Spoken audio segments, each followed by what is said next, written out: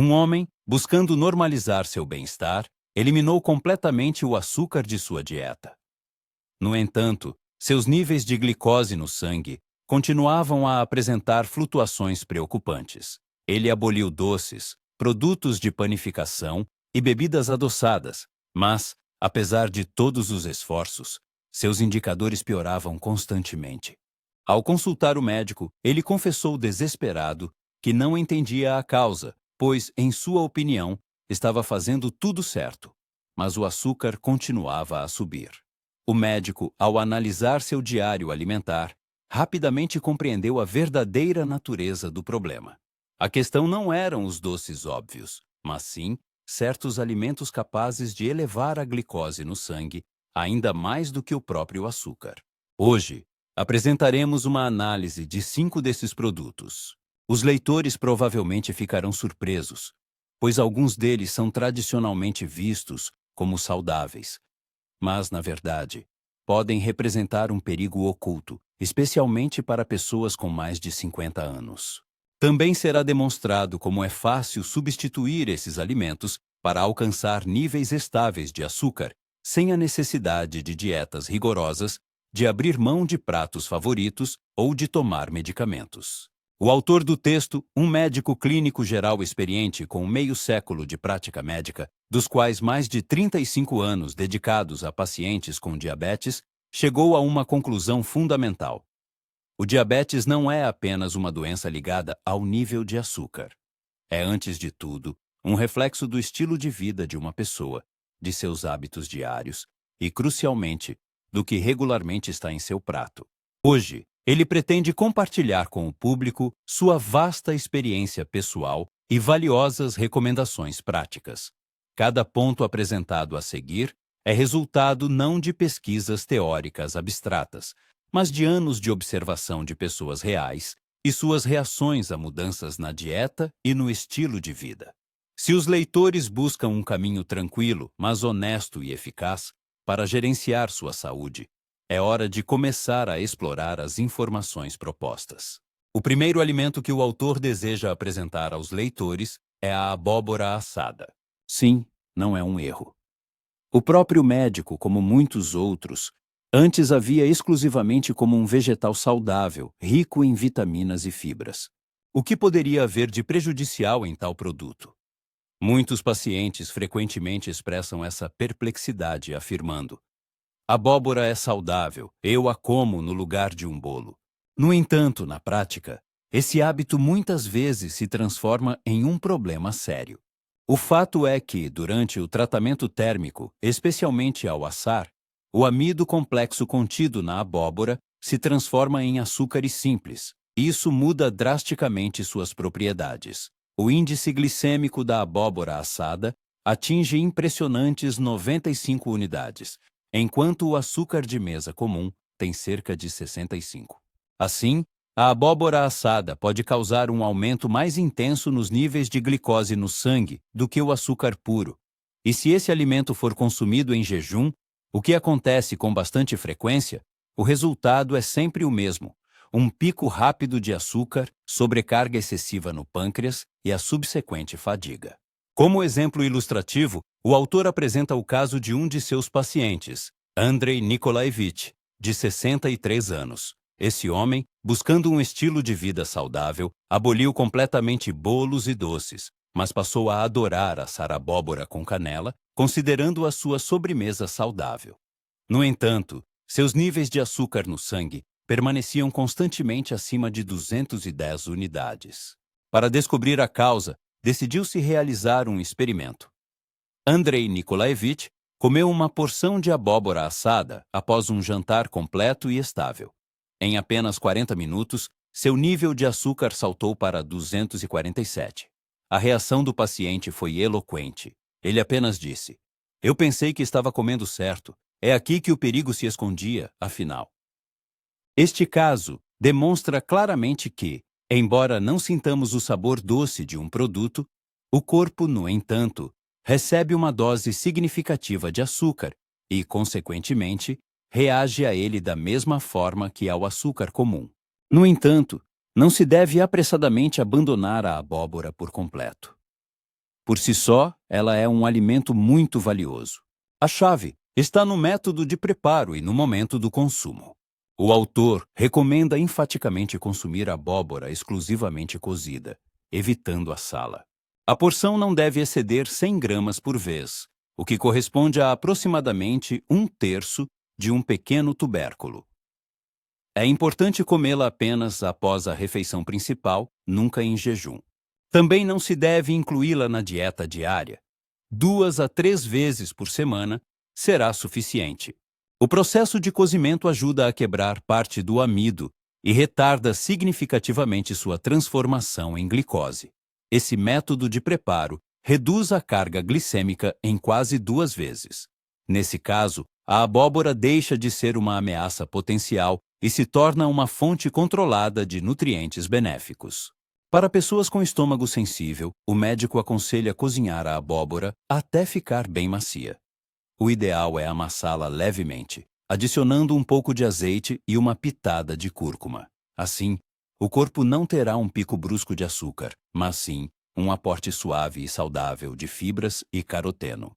Existe outro detalhe extremamente importante. Não se deve combinar abóbora com frutas. Por exemplo, consumir abóbora assada junto com pera ou tangerina em uma única refeição transforma-se em uma verdadeira bomba de glicose. Nesses casos, o nível de açúcar no sangue sobe rapidamente, o que frequentemente leva a consequências desagradáveis, como dor de cabeça, fadiga geral e palpitações. É preciso ter atenção especial.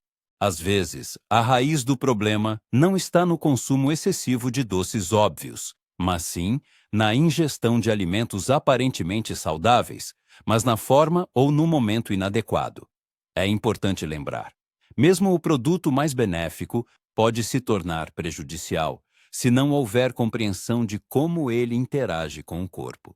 A abóbora por si só não é inimiga, mas, preparada frita ou assada, e consumida sem moderação, deixa de ser uma aliada.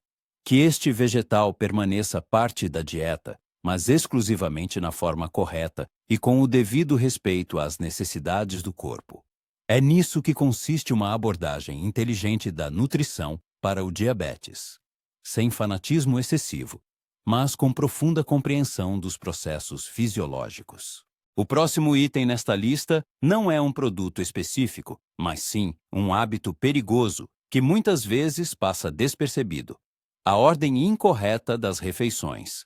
Embora isso possa não parecer muito assustador, na prática, a ordem inadequada dos alimentos é um dos fatores mais poderosos que provocam picos acentuados nos níveis de açúcar no sangue, o que é especialmente crítico para pessoas com diabetes ou pré-diabetes. Surge uma pergunta simples: com o que a maioria das pessoas costuma começar o almoço? Muitos responderão: com sopa, mingau, batata, macarrão e alguns até mesmo com pão. É justamente essa ordem de consumo de alimentos que pode perturbar o funcionamento normal do pâncreas. Vamos entender por que isso acontece. Quando uma pessoa começa a refeição com carboidratos, como arroz ou batata, a glicose entra na corrente sanguínea quase instantaneamente. Se o estômago está vazio, o processo de absorção ocorre de forma extremamente rápida. O pâncreas recebe imediatamente o sinal: libere insulina com urgência. No entanto, com a idade, a sensibilidade do corpo à insulina tende a diminuir. Como resultado dessa rápida entrada de glicose, ocorre um pico acentuado de açúcar, levando à sobrecarga dos vasos sanguíneos, sensação de fadiga e aumento da irritabilidade. Com o tempo, isso pode progredir para o desenvolvimento de resistência à insulina e, finalmente, diabetes. O médico clínico geral observou dezenas de casos semelhantes. Um dos mais memoráveis é a história de Valery Andreevich, um homem de 70 anos. Ele cuidava meticulosamente de sua alimentação, aboliu completamente os doces e consumia produtos aparentemente corretos. Mas seus níveis de açúcar no sangue permaneciam instáveis, especialmente após as refeições. O médico e o paciente analisaram juntos sua dieta. Descobriu-se que Valery Andreevich sempre começava a refeição com acompanhamentos: trigo sarraceno, batata ou pão, e consumia proteínas como carne ou peixe apenas no final, como um complemento.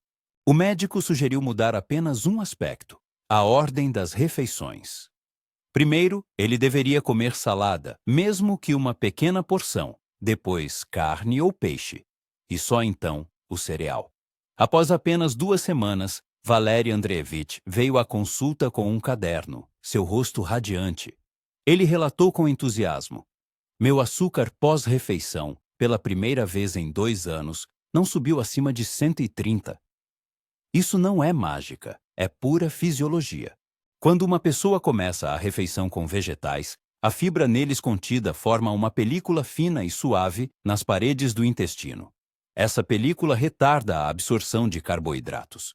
Se em seguida vier a proteína, ela estimula a produção de insulina e proporciona uma sensação prolongada de saciedade. E só depois disso, em menor volume, os carboidratos são ingeridos, o que ajuda a evitar picos bruscos de açúcar.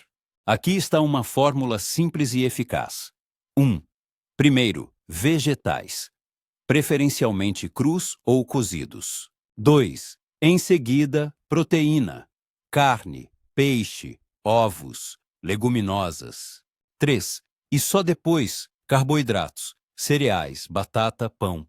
Aliás, estudos realizados na Universidade de Osaka demonstraram convincentemente que essa ordem de consumo de alimentos pode reduzir o nível de açúcar no sangue em 35% 30 minutos após a refeição, sem alterar a composição ou a quantidade dos alimentos.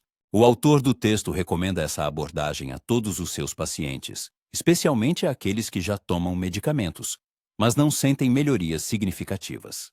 Eles experimentam e ficam sinceramente surpresos. Eu como a mesma comida, mas o açúcar estabilizou. Como isso é possível?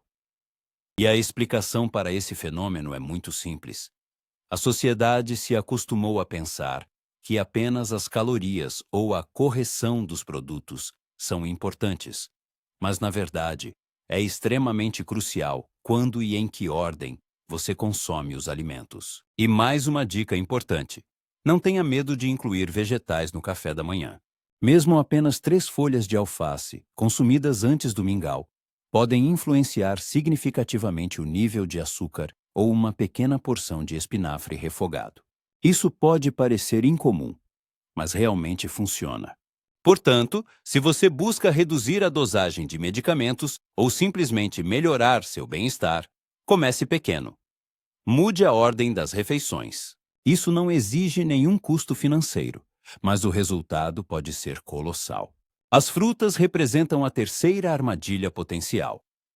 Desde a infância, nos é ensinado que as frutas são saudáveis, que são uma fonte de vitaminas e devem ser consumidas em grandes quantidades. No entanto, para uma pessoa com diabetes, isso pode se tornar uma armadilha dupla. As frutas contêm frutose que, embora seja absorvida mais lentamente que a glicose, ainda assim eleva o nível de açúcar no sangue, especialmente se muitas frutas forem consumidas e, crucialmente, em jejum. Uma das pacientes do médico, Tatiana Sergeyevna, de 72 anos, tinha o melão como lanche diário. É quase água, ela afirmava. Mas um dia, seu nível de açúcar após esse lanche atingiu 228 unidades. Decidiu-se realizar um experimento, comparando o efeito do melão, banana e framboesa nos níveis de glicose. Os resultados foram surpreendentes. A banana elevou o açúcar em 75 pontos, o melão em 65 e a framboesa em apenas 15. Desde então, Tatiana Sergeyevna passou a consumir frutas vermelhas, framboesa, mirtilo, amora. Ela ingere não mais que um punhado por vez, e somente após a refeição principal, nunca em jejum. O conselho do médico é: não se deve abandonar completamente as frutas, mas é preciso tratá-las como um medicamento, ou seja, de forma dosada. As frutas, por si só, não são inimigas, mas o excesso de frutose é o mesmo que açúcar. Moderação e consciência são os princípios-chave. O que você come logo de manhã? Pão, mingau, frutas? Se a resposta for afirmativa, você, na verdade, não dá ao seu corpo nenhuma chance de manter os níveis de açúcar normais. Isso não é um exagero. Durante a noite, o corpo gasta suas reservas de glicose e, pela manhã, ele se torna especialmente sensível aos alimentos que chegam. Se a primeira coisa que você lhe dá são carboidratos, seja banana, sanduíche ou aveia com mel, o nível de açúcar sobe drasticamente. O pâncreas, em pânico, libera uma grande quantidade de insulina e, em apenas 2 horas, a pessoa sente fadiga, tremores nas mãos e ansiedade. É assim que funciona o pêndulo hormonal. O médico observou isso centenas de vezes. Um de seus pacientes, Mikhail Nikolaevich, de 66 anos, gostava de começar a manhã com muesli, leite e uma pequena quantidade de banana. Parecia um café da manhã correto, mas seu nível de açúcar em jejum era de 155 e, após a refeição, subia para quase 200. Ele sinceramente não entendia a causa. Eu não como biscoitos nem açúcar, dizia ele. Então, o médico lhe propôs um experimento simples. Amanhã de manhã, coma 10, 12 folhas de espinafre cozido no vapor em vez de muesli, nada mais.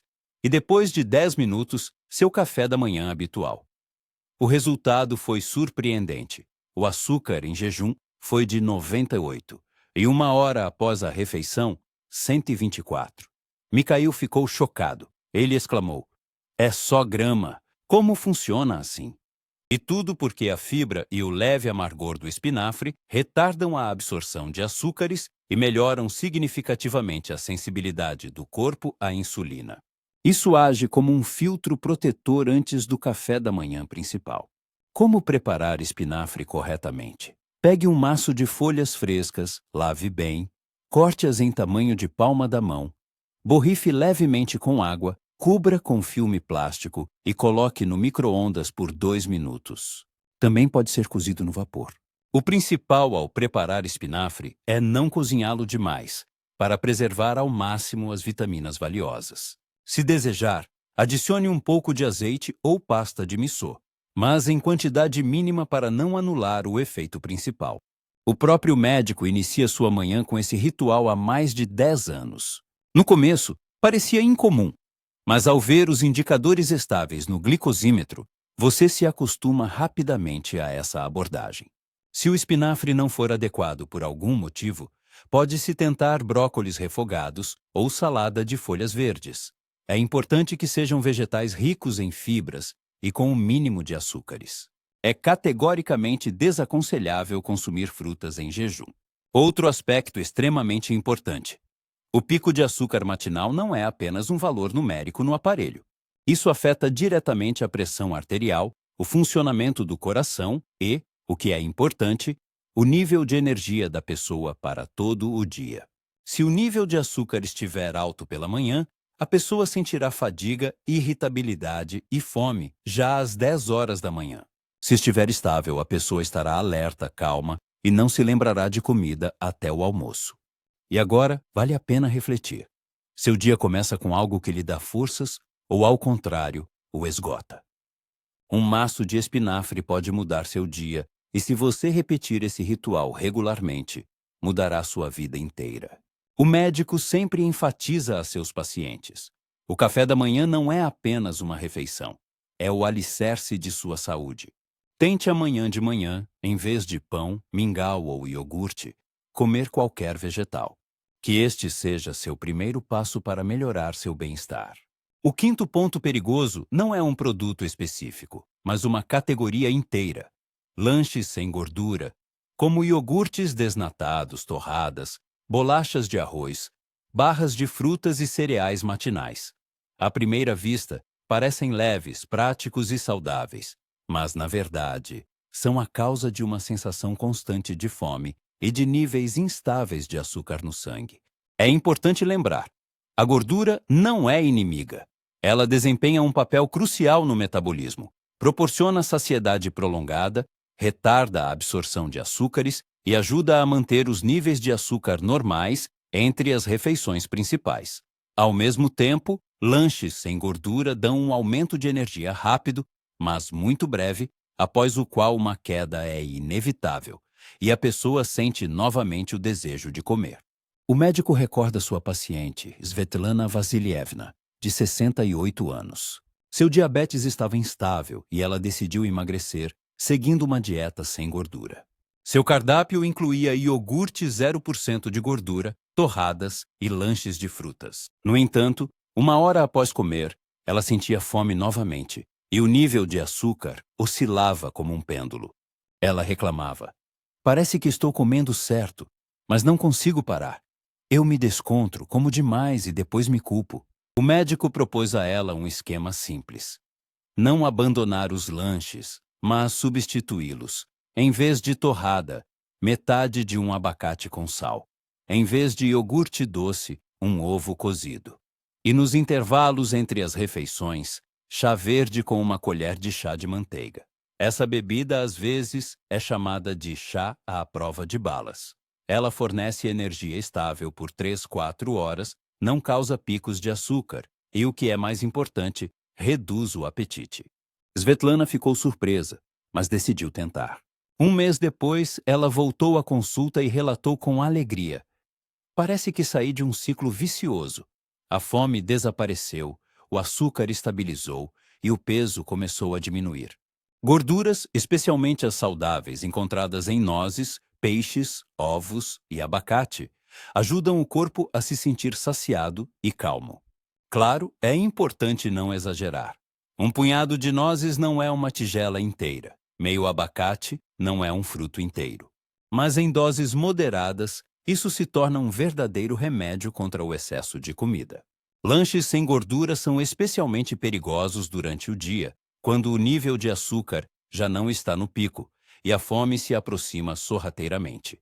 Nesse momento, as pessoas frequentemente pegam o que parece mais leve e acessível: torradas, frutas secas, iogurte 0%. E depois se perguntam por que, ao anoitecer, surgem problemas de pressão, irritabilidade e um desejo incontrolável por doces.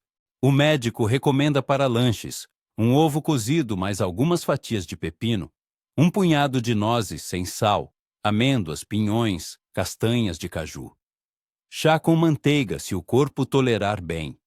Metade de uma maçã com uma colher de pasta de amêndoa ou meio abacate com suco de limão. O principal é que o lanche contenha gordura ou proteína, e não apenas carboidratos. Se a pessoa percebe que não consegue aguentar até a próxima refeição principal sem um lanche, isso significa que o corpo precisa de um suporte estável, e uma torrada sem gordura não ajudará. É preciso gordura, é preciso fibra, é preciso comida simples e tranquila.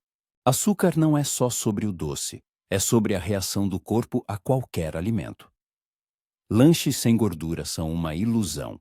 Primeiro, parecem leves, mas depois iniciam um ciclo de fome e desequilíbrio.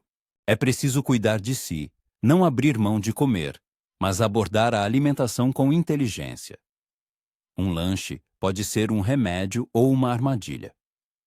Deve-se escolher o primeiro.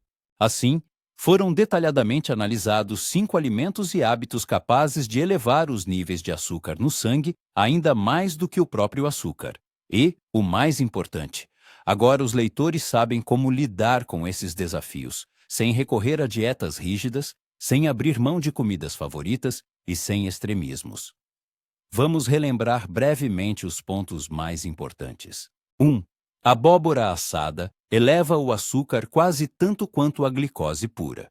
Deve ser substituída por abóbora cozida. Consumir após a refeição principal e não mais de 100 gramas por vez. 2. A ordem das refeições é crucial. Primeiro vegetais, depois proteína, e só então carboidratos. Essa abordagem protege o pâncreas e estabiliza o açúcar. 3. Frutas, mesmo as consideradas saudáveis, podem ser prejudiciais. Devem ser consumidas com moderação, não mais que um punhado. Frutas vermelhas são a escolha ideal. Nunca se deve comer frutas em jejum. 4. Consumir carboidratos pela manhã é um erro. O dia deve começar com vegetais, espinafre, brócolis, folhas verdes. Isso ajuda a reduzir o açúcar e proporciona energia estável. 5. Lanches sem gordura levam à fome constante. É preciso adicionar gorduras saudáveis, nozes, ovos, abacate, e o nível de açúcar se equilibrará sozinho. Como se vê, não há magia. Apenas soluções simples e claras, fáceis de implementar a partir de hoje. O autor do texto, como alguém que passou por desafios, confessa que ele próprio cometeu erros no passado, tomando medicamentos em grandes quantidades, mas seus níveis de açúcar no sangue continuavam a subir. Somente quando ele começou a ouvir atentamente os sinais do próprio corpo, em vez de seguir cegamente apenas as instruções prescritas, a tão esperada melhora ocorreu. Hoje, ele vive uma vida plena, livre de medicamentos, e seu principal objetivo é transmitir esse caminho comprovado para a saúde a seus leitores. Ele não pede para que se acredite cegamente em cada palavra sua. Em vez disso, ele insiste para que cada um experimente as recomendações propostas na prática. Basta dar um único passo já amanhã. Substituir o lanche habitual por uma opção mais saudável, começar amanhã com uma porção de espinafre ou mudar a ordem das refeições. Em apenas 3 dias, a pessoa provavelmente sentirá uma diferença notável em seu bem-estar e, após 1 mês, poderá sinceramente agradecer a si mesma pela decisão tomada. E mais um ponto extremamente importante que o médico enfatiza. Se os leitores já tomam medicamentos, em hipótese alguma devem suspendê-los sem consulta prévia e aprovação do médico responsável. No entanto, ao começar a mudar consistentemente seu estilo de vida e hábitos alimentares, há uma alta probabilidade de que seja possível reduzir significativamente a dosagem dos medicamentos e talvez até mesmo eliminá-los. Foi exatamente assim que milhares de seus pacientes agiram, alcançando melhorias significativas. A saúde, como afirma o médico, não começa com um punhado de comprimidos, mas com a escolha consciente de cada pedaço de comida, de cada colherada. Por isso, ele convida a todos a cuidarem de si e de sua saúde.